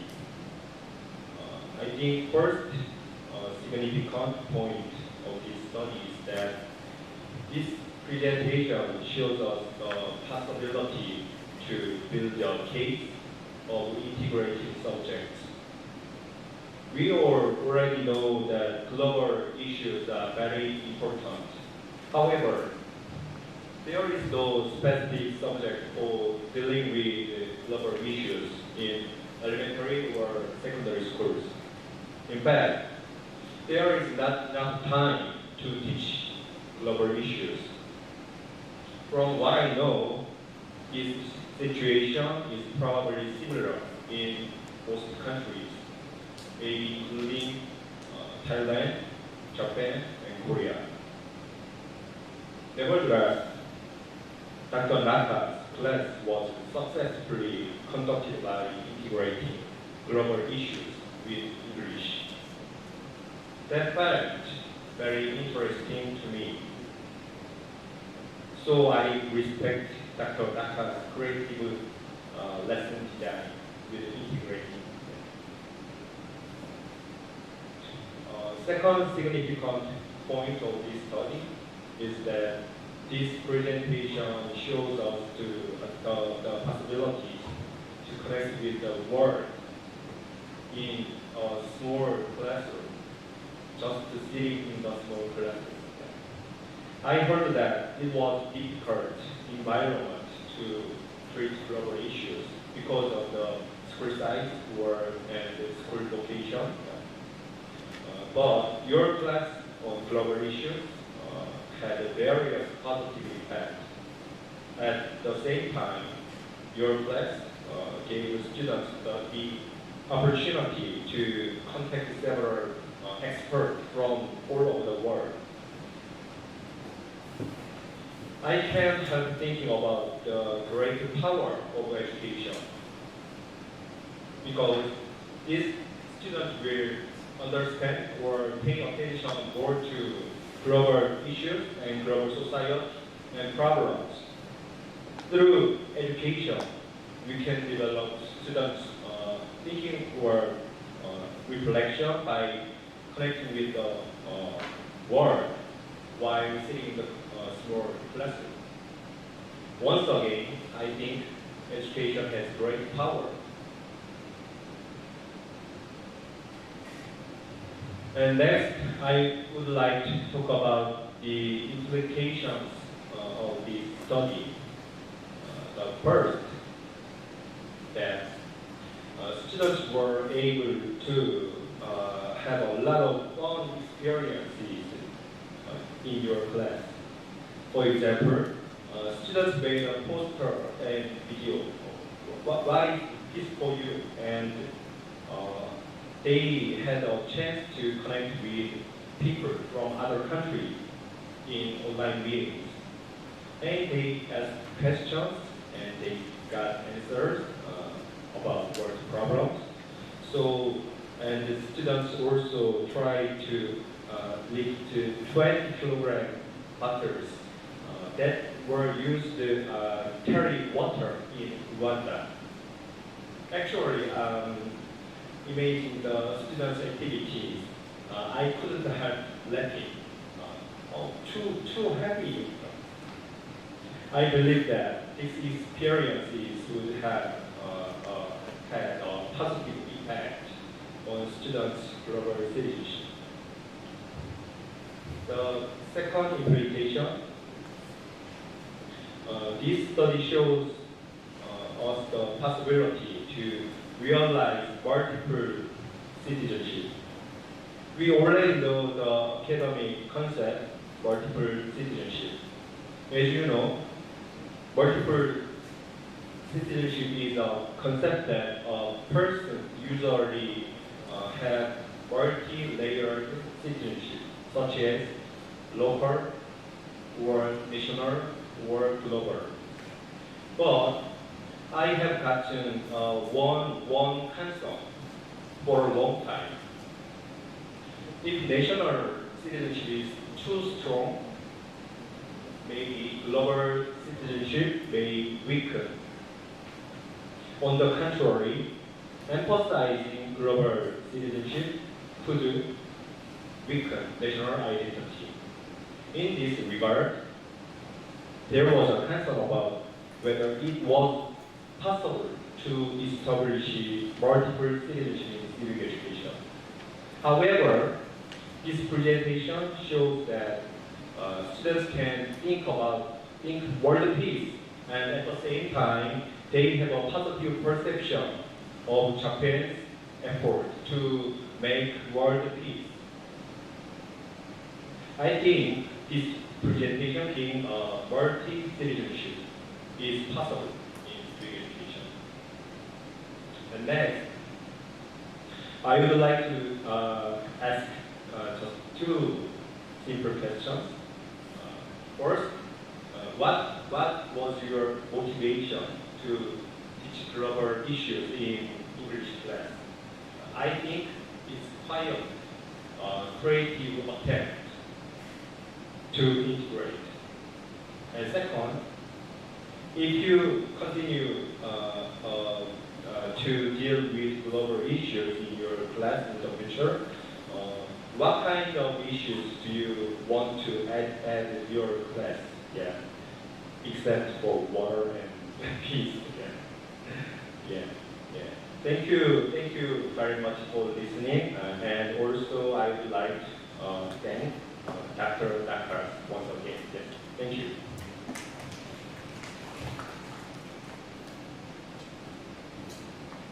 Thank you so much for your question about motivation.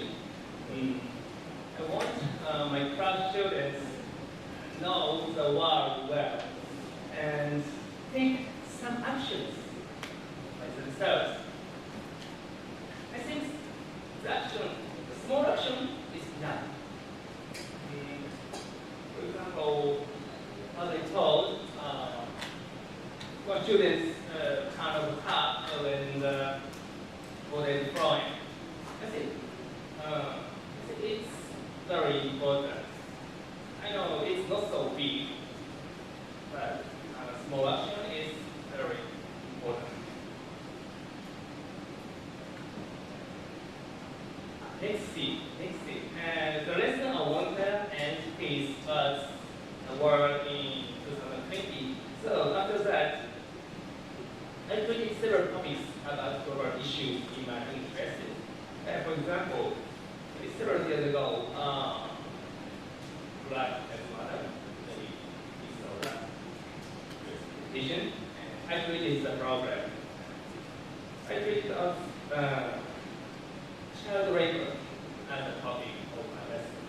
And from now on, I want to try to make some interesting lessons about global issues. Thank you so much.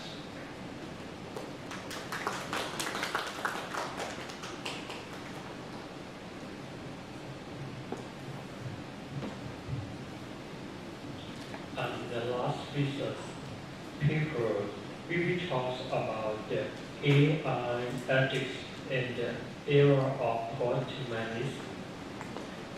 The presenter is Park Yo-jong from Chonbuk National University, Korea. Give a big hand for presenters.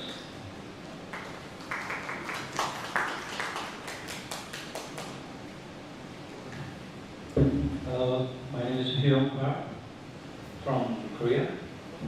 I'm teaching at Chonbuk National University. I've been studying this topic, humanism, like for 6 years.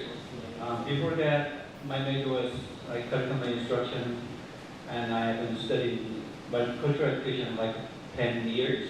But these days, I'm more interested in post-humanism. And in the era AI, like not only in Korea, but also in Thailand, the same, but all over the world, AI is like syndrome. There are so many much development in AI techniques, and along with that, there are also some issues in AI ethics. Ethically, no. There are many concerns about AI development, AI skills, and we are still wondering whether we live with AI or not in the future. But the technicians or specialists, most of them argue that the humans must live with AI. It is inevitable. Maybe there are some people who object to that idea, but the technological development of humankind made it possible. That's it, a possible scenario. So I will make it quick, and in this time talk about the AI ethics in the era of posthumanism. So before that, I must introduce you about the idea of posthumanism. Maybe some of you are all acquainted with or familiar with this term, posthumanism.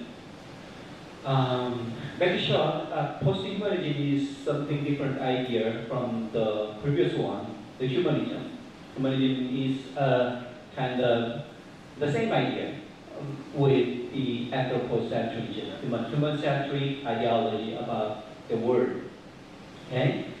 So posthumanism or posthumanist reject the idea human is the best thing in the whole world.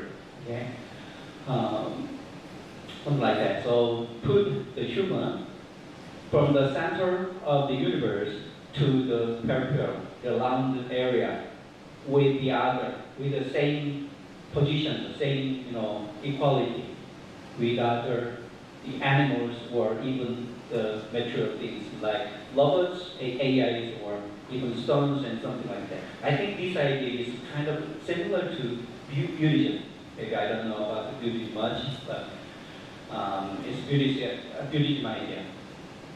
And in Korean society, we haven't had the idea of Hongik-ingan, which means for the goodies of all mankind. All the educational goal must be focused on the human beings to make human happy or to make the human beings well-being, right? But under such a thing that nowadays we like ask questions: are the humans the owner of the universe? Do you still believe it? The human believes so, right? Human is the best, which is the smartest thing. The human must be the center of the universe. We are the owner of the universe, something like that. But the posthumanists do not believe the idea. The posthumanists argues that the human cannot claim itself more valuable than the other things, such as animals, plants, or things. So things, animals, or plants can be equally treated like humans from now on, maybe. So maybe this is kind of a radical idea, but as time goes on, the world can be like this. So we need different philosophy in the era of AI or posthumanism. So what is AI ethics? It's a complicated issue, but in the ethics area, nowadays the philosophers or the theorists put AIs in another branches like that. AI, we need to think about AI ethics now. Before the ethical considerations based on the humanism, but after having or including the AI ethics, we need to span the whole spectrum of ethics by having AI ethics, right? Like that. So based on that situation, we may ask some questions. Like, what is the nature of AI as an ethical being? Do you believe AI has some traits or quality for being ethical thing? AI can be ethical being? Maybe. That's the first question. The second one, what is the relationship between the human and AI in the future? Okay, we need to think about the relationship between human and AI. What is the value of AI in the human world? Like that. So these are the foundations led to the following questions like this. Is AI only a tool or instrument? Is AI only a tool? Maybe posthumanists do not believe that. Can AI be an ethical subject? Ethical subject means, the one who can do something or think something, do something with the subject, inner foundation, inner criteria, inner rationality. So human maybe me and you could be an ethical being, ethical subject, but what if the AI? What if AI can be ethical subject? Do they have their own decision? Do they have their own agency or subjectivity, something like that? Can AI have agency for its own ethical behavior? So these questions should be considered in AI area. Prosumers, to think about those questions, they have their arguments based on these three major theories. So post-humanism depends on the three major theories. The first one is numerical-ism, that one is object-oriented ontology. And the third one is non-representative theory, non-representative. So from now on, I'll quickly explain what these terms are about.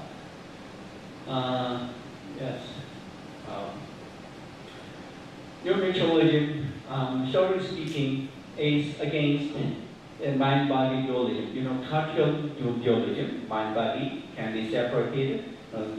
There's a Cartesian dualism, but numerical-ism is a kind of monistic philosophy. Mind can be body can be mind. Okay? They are interchangeable. The material substance of mind thought that, or knowledge, to study the material substance of mind thought that knowledge. The second is object-oriented ontology, which is taken as known as a flat ontology. So ontology, human beings, in ontological thinking, human beings and the things, the animals, plants, they have equal status. That's object-oriented ontology.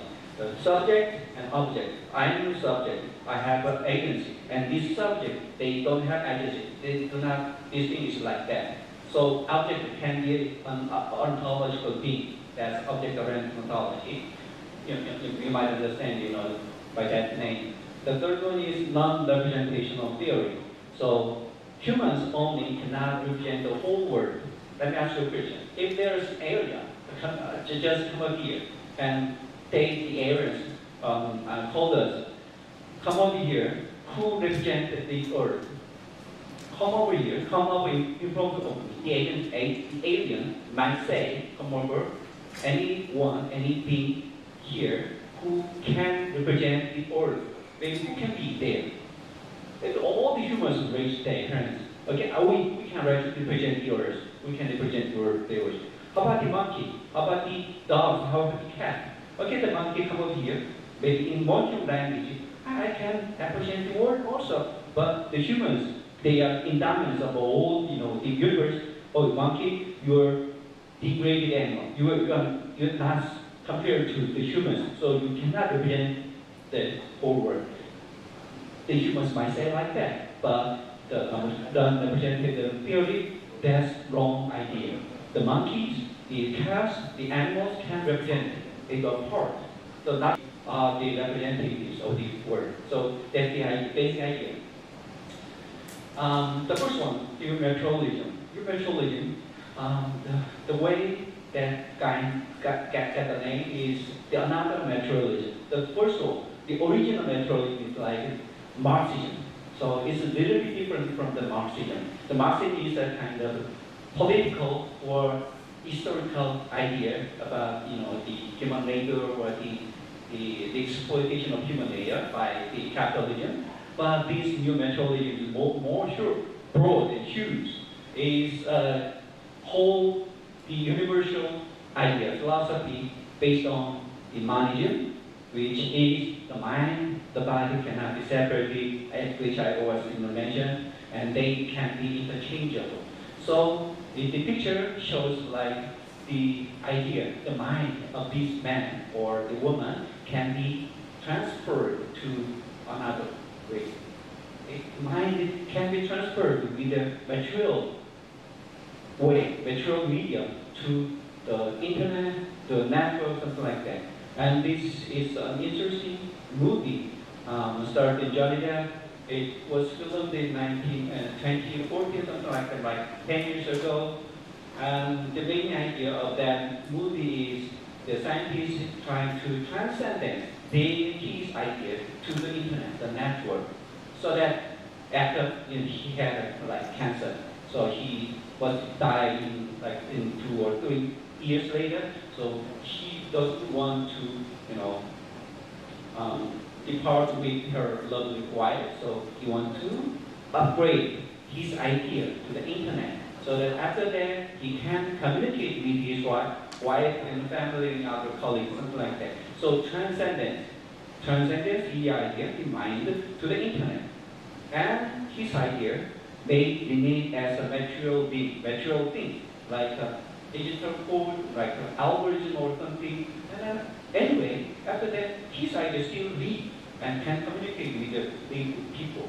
So that's the idea. Like this movie based on the virtualistic idea. And this picture shows some monolithic cycle. So human brain is a human brain, right? It is an organic brain, not material brain, right? Material brain. But that computer, somewhere, your pad, your notebook, or your handphone, that's not the organic brain, that's the material brain, or cyber brain, or the digital brain. So they can be interchangeable. There is a cycle because of the huge technological computer development, the development of technological computer skills. So it's kind of a monolithic cycle. So which means the mind and the material should be interchangeable. My mind can be unloaded or downloaded anywhere in the computer system, in network. Then before that, we believe that our mind is different from the material things. Our mind, the ideology or the spirit may be different from the material things, right? That's the dualism, Cartesian dualism. So these post-humanists don't believe that. So there are many ideas about that, okay, and I'll explain later. So anyway, the consciousness of the faculty of human Homo sapiens, consciousness of things. This is very hot debatable issues, consciousness. Do you have consciousness? Yes, everybody here has consciousness. How about monkey has consciousness? Yes, animals has consciousness. Then how about the AI? AI has consciousness. Does AI have consciousness?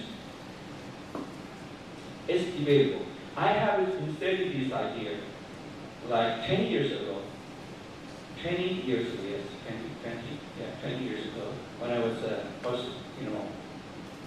graduate student, and as cognitive science, I have interested in cognitive science and studied AI or something like that. At that time, 20 years ago, there's so many hard debates between the philosophers or theories that AI,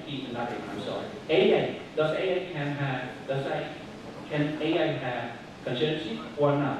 So debatable. But these days, after 20 years, AI's technology has been surely developed. So only some people, only sheer amount of people now argue that AI does not have consciousness. So most of people, most of the scientists, most of the theorists now believe that maybe AI can have consciousness, something like that.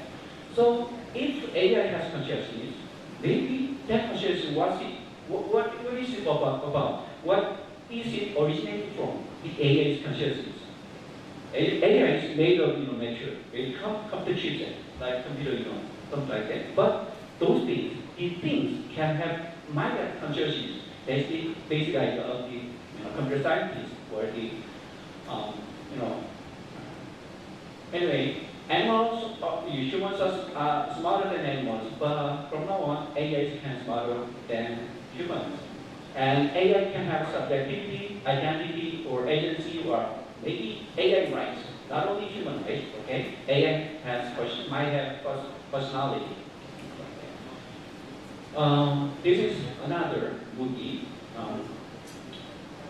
announced at 2001. It's almost 22 years ago. Directed by Steven, the famous art director.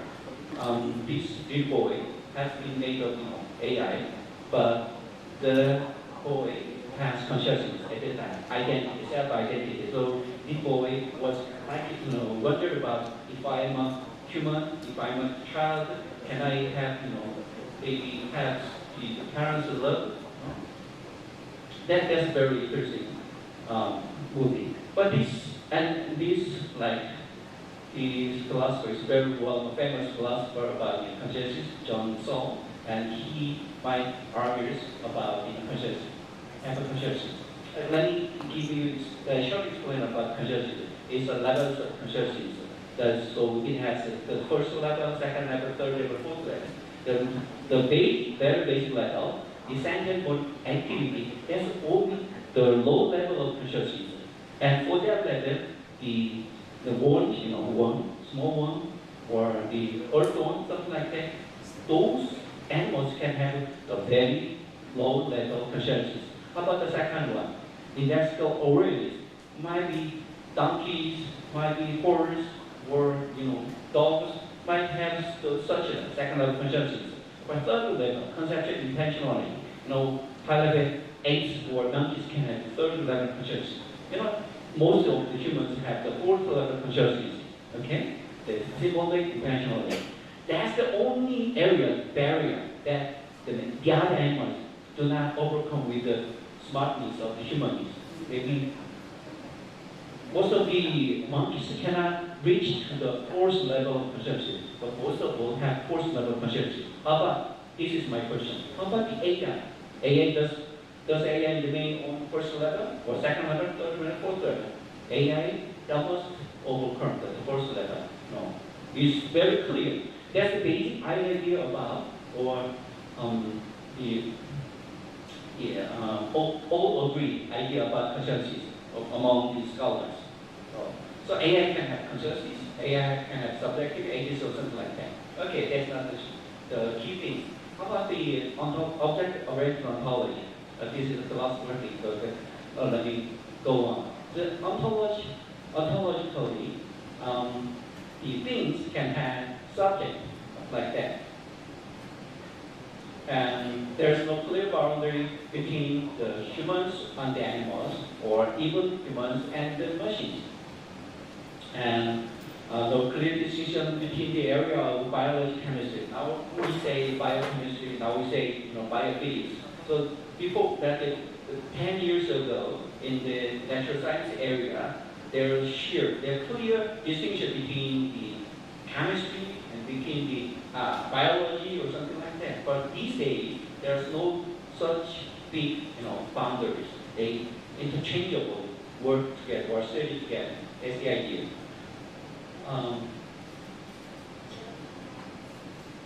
Okay, and the third idea is non-representational theory. So as I mentioned before, humans cannot represent the whole universe, whole world, okay, or the earth. So the other object could have the same or similar, data with the humans.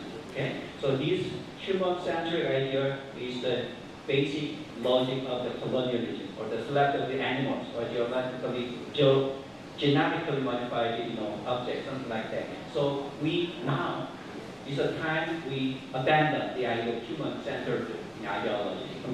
That's the main idea. And these teachers said we are Homo sapiens, but the human is not the matter of Homo sapiens. We are Homo sapiens or not.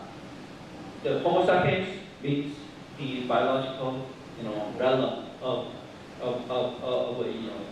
the smarter apes. But the hominid or canis lupus or cyborgs can be human beings. Human beings or not, whether you are human beings or not, is not the matter of your Homo sapiens or not. No? Animals, aliens can be the human being, scientifically or scholastically. Because humanistic ethics has been so long ruled over the idea that human beings has the main criteria of the ethics, and the other things cannot be enjoined with the category. So other things cannot be, can be disregarded as an ethical subject. But from now on, cyborgs or AIs can be human beings, or can be included in the boundary of human being, and like the AIDS can be also sometimes that, because the humanist idea is wrongfully, understood for long, area of time. So let me go to the third chapter of the presentation. Oh, it's all high first. Okay. So the human society, we need to think about to expand the idea of the humanism or the human boundary. We need to think about human and enhance the human, and the less than human, or even inhuman. So many such spaces will be emerge because of the technological development. Okay, many of you do not agree with this idea, but posthumanists believe that. And posthuman social justice, we need to think about posthuman social justice. Posthuman, for example, how about the disabled people? Some people have, accidentally lost their legs or arms. Are they humans? Yes, they can be. And there's, in most of the cases, on the modern technological benefits, you may deplete your organic things because you have some ill or injured. Maybe you may replace your parts or some, critical organs. Are they still human? Yes, they human. So there's a post-human condition. And there are so many people, because of it, will be emerged because of the technological benefits, technological development in the near future. So we need to think about post-human social justice, not only human social justice or cultural justice or social justice. Okay? And the ecological, we need to think about the ecology. So many artists, many scholars, scientists, or the social philosophers also argue that we need to think about vital materialism. Okay, like that. And technical world, the technology, they have some bad or demerits, bad aspect or demerits, or the negative aspect of the technological development. So that's one example. Advanced capitalism is one villain. Is a big villain here. The capitalism, we criticize capitalism, but nowadays it is more advanced, more severely.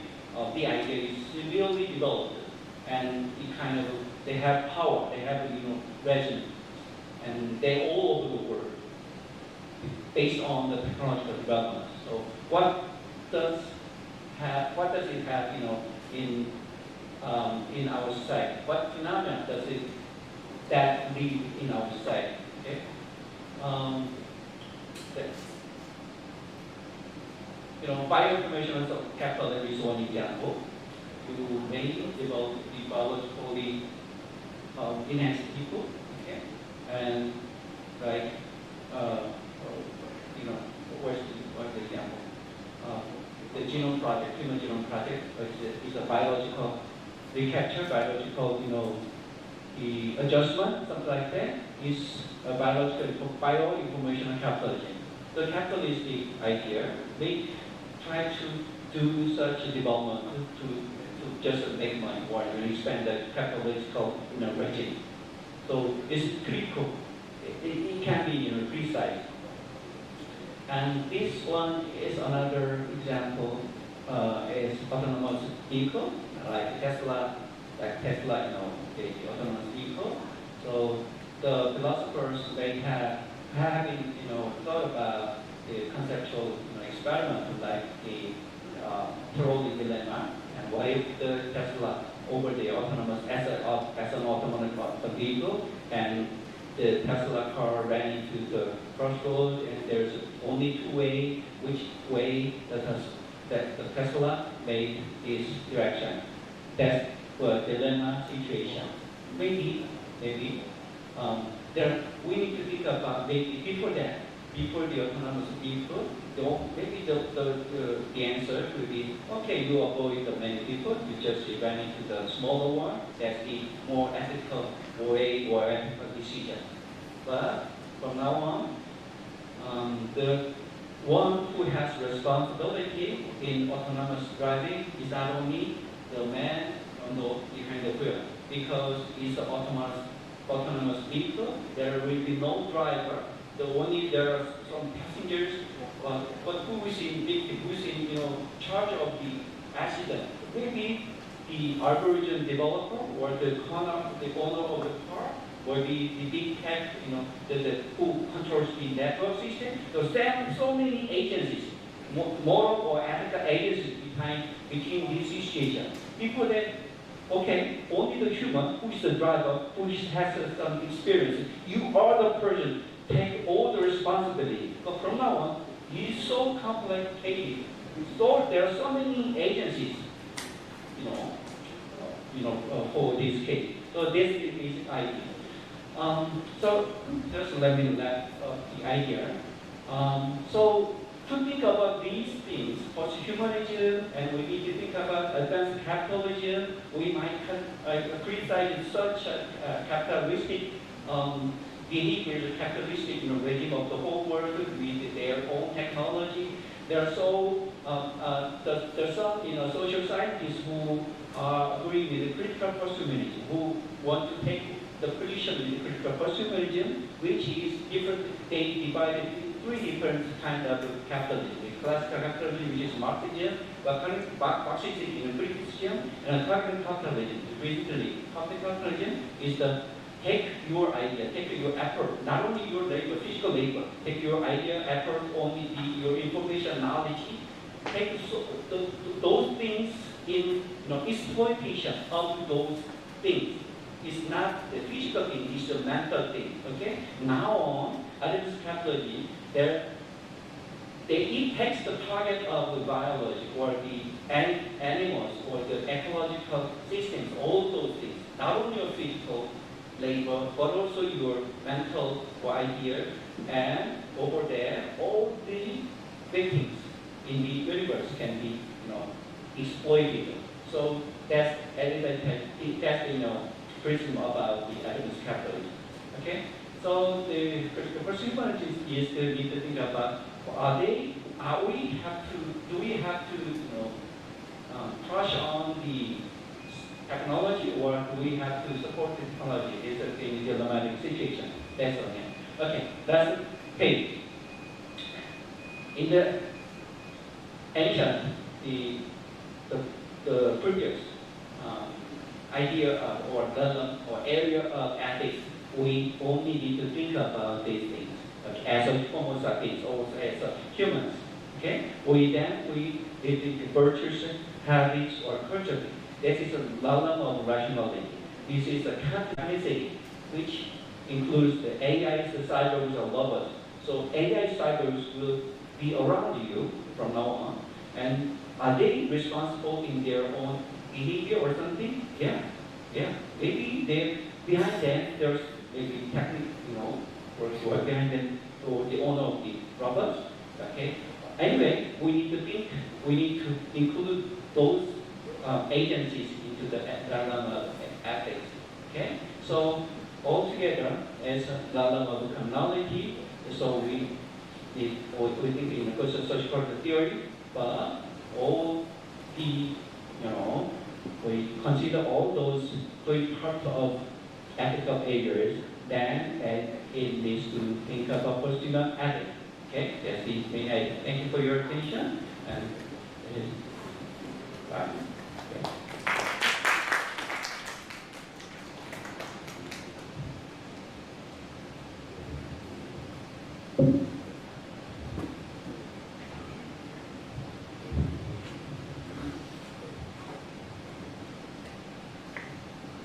Professor Park Cheol-jong from Chonbuk, National University, South Korea.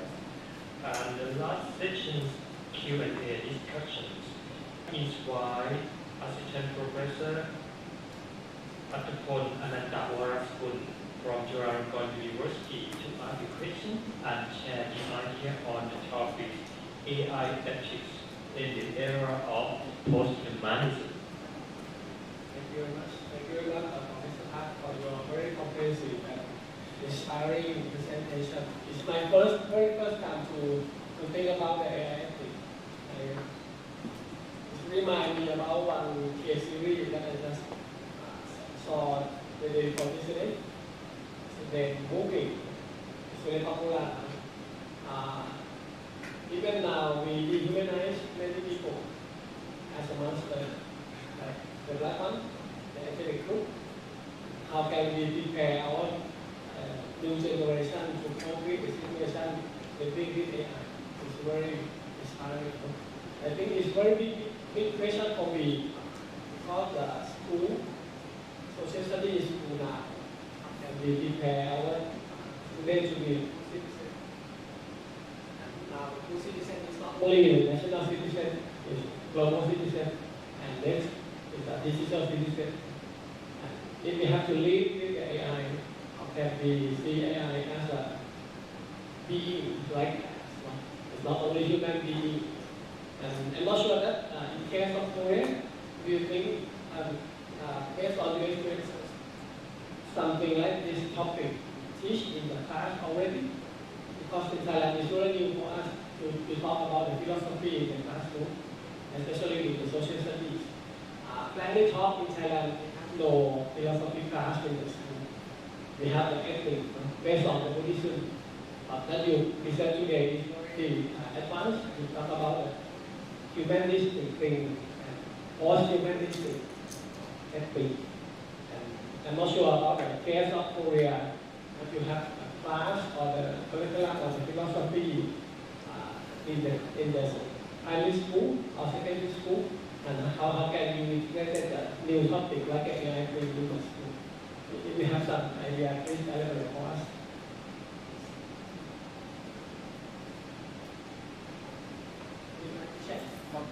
Maybe.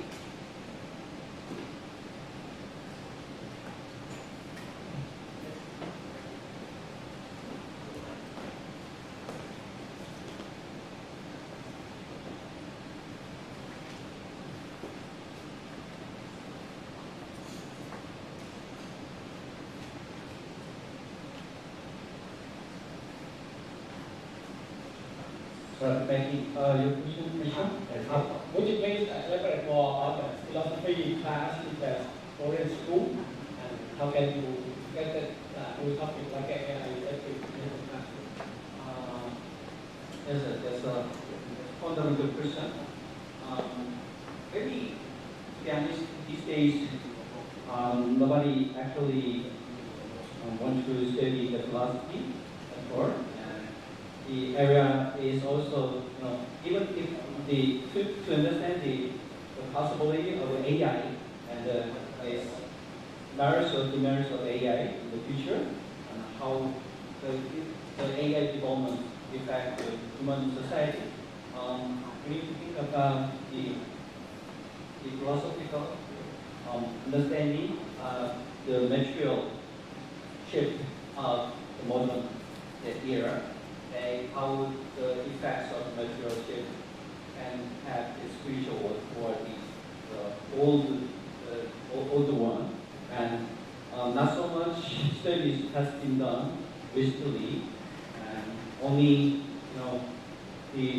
like I haven't introduced to you the new naturalistic, new materialism, or representative theory, or economic theories, the object-oriented ontology. Those are the major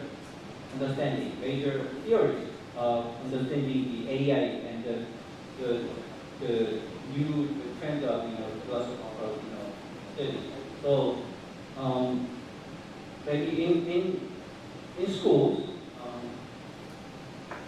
we maybe take the different stance of the mind body dualism, because it has been influential so many years in not only the social science but also in natural science.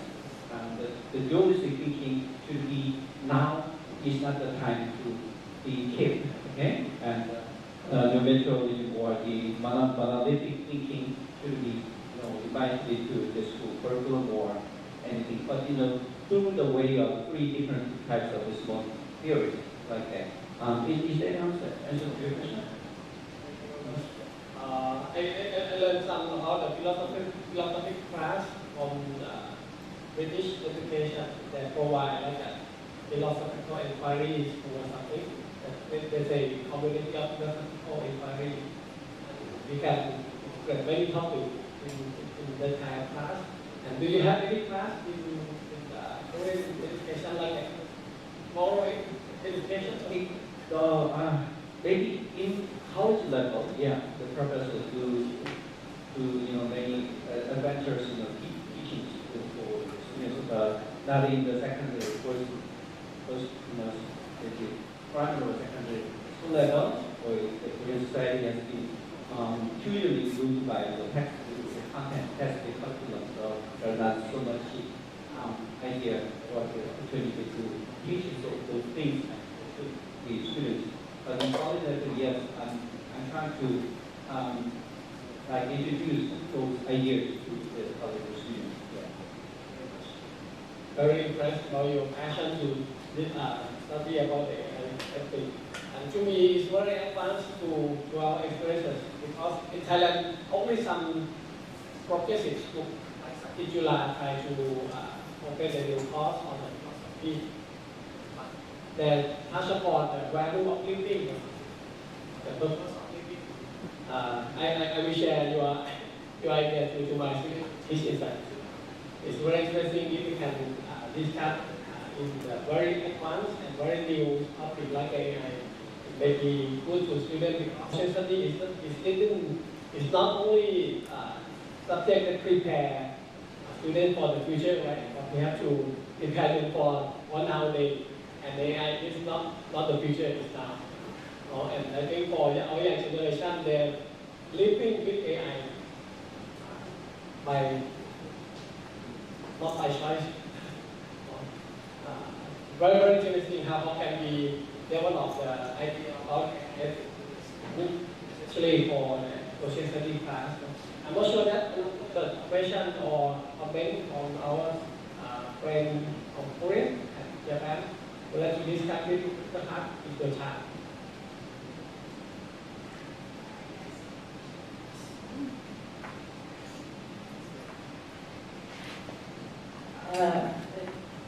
I'm a teacher, language teacher. But basically, I've had experience asking students to use AI or ChatGPT as a tool produce their sentences in English.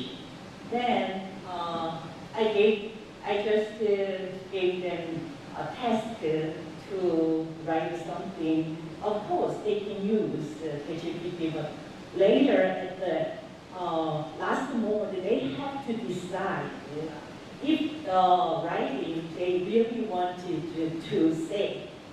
That means so AI, sometimes AI is lying. Yeah? Then even AI, if we ask some question AI, the AI says, no, so don't ask about ethical question. I'm not a human being, I'm just a machine. So that means you have to decide, you have to take a responsibility of expressing your idea. I'm just giving, I'm helping you, I'm giving my idea. Then, even AI is showing AI's stance, but why we human being teacher, the student, so we have to try to believe or include AI can be a human being. Like, then as a teacher, we need to teach in the classroom, okay, student, you are the person to decide your decision to make the world better or to express your idea. Then in the classroom, when we use AI, we need to discuss with the student why we have to use AI. Then students, they can start to think about that AI could be lying or could be given, for instance, some negative or could give. Now, we have to teach it, or students should learn AI. We cannot handle the AI's response. We have to discuss to decide which is the better idea or better solution we can make humanly. I don't know if the AI can, if I think of it as a human being, but also I can get good help from them. As a language teacher, I'm pretty sure AI is, ChatGPT is better than me in giving some ideas. But it's up to us, the teacher and the student, to believe the idea they are giving. We need to think about the impact. I don't know, ethical things, it's really, yeah. It's very interesting. Nowadays we have got a ChatGPT, right? Maybe next year, next 2 years, AI is more advanced.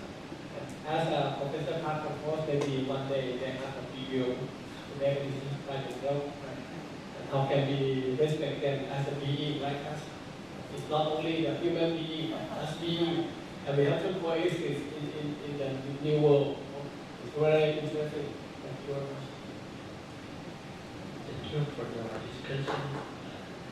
And before coffee break, I would like to tell you we will take a break and meet here at 4:40 p.m.